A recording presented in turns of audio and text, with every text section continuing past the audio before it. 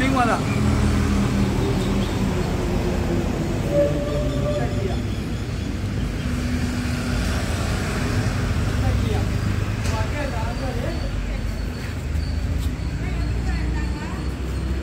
मुला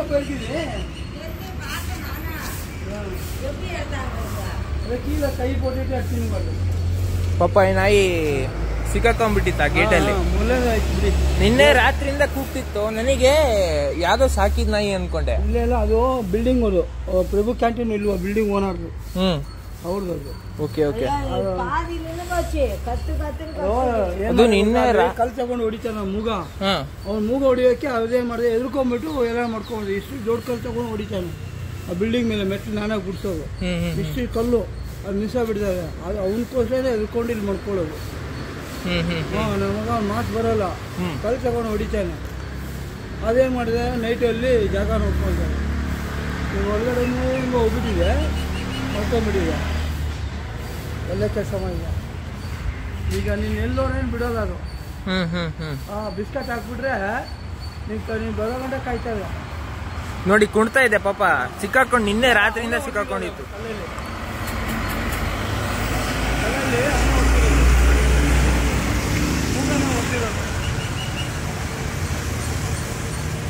ತಲೆ ಓಡ್ತಾ ಇಲ್ಲ. ತಲೆ ಹೊಡ್ತಾ ಎಲ್ಲಿ ಬೇಕಾದ್ರೆ ಹಂಗೆ ಹೋಯ್ತಾ ಇದೆ.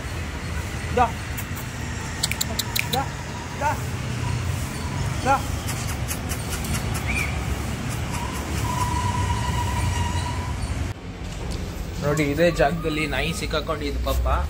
ಅದ್ರ ಹೊಟ್ಟೆಯಿಂದ ಆ ಕಡೆ ಗೇಟಿನ ಒಳಗಡೆ ಇತ್ತು, ಹೊಟ್ಟೆಯಿಂದ ಈ ಕಡೆ ಗೇಟಿನ ಹೊರಗಿತ್ತು.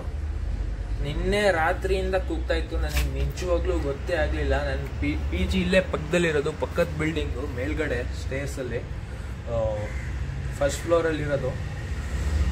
ನಿನ್ನೆ ರಾತ್ರಿಯಿಂದ ತುಂಬ ಒದ್ದಾಡ್ತಿತ್ತು ಅನ್ಸುತ್ತೆ. ನನಗೆ ಇವಾಗ ರಿಯಲೈಸ್ ಆಗ್ತಾ ಇದೆ ಸಿಕ್ಕಾಕೊಂಡಿದ್ದಕ್ಕೆ ಕೂಗ್ತಾ ಇತ್ತು ಅಂತ. ಅವಾಗ ಕೂಗ್ತಾ ಇತ್ತು ಪಾಪ.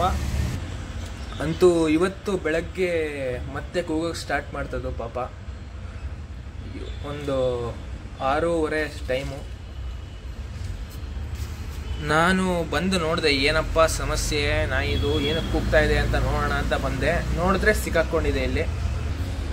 ನಾನು ಮತ್ತೆ ಇನ್ನೊಬ್ಬ ಇಲ್ಲಿ ಪಿ ಜಿಲಿ ಕೆಲಸ ಮಾಡ್ತಾರೆ, ಅವರು ಸೇರ್ಕೊಂಡು, ನಾನು ನಾಯಿ ಬಾಯಿನ ಹಿಡ್ಕೊಂಡೆ, ಅವರು ಆ ಕಡೆಯಿಂದ ನಾಯಿ ಕಾಲನ್ನು ತಳ್ಳಿದ್ರು.